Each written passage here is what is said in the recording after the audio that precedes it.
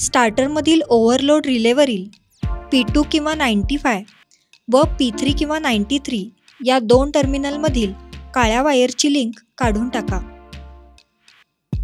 Main स्विचपासून स्टार्टरला जोडणाऱ्या 3 वायरपैकी कोणतीही एक वायर ऑटो स्विचला असणाऱ्या होलमधून पास करून स्टार्टरमध्ये जोडा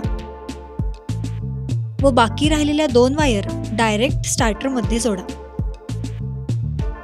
ऑटो स्विचच्या 3 वायर लाल, पिवळी आणि निळी स्टार्टरमध्ये 3 फेज सप्लायला जोडा.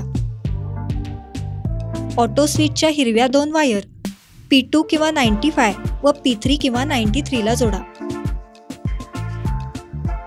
ऑटो स्विचच्या काळ्या 2 वायर P3 किंवा 93 व P4 किंवा 94 ला जोडा. केलेले सर्व कनेक्शन्स योग्य व घट्ट आवळलेले असल्याची खात्री करा.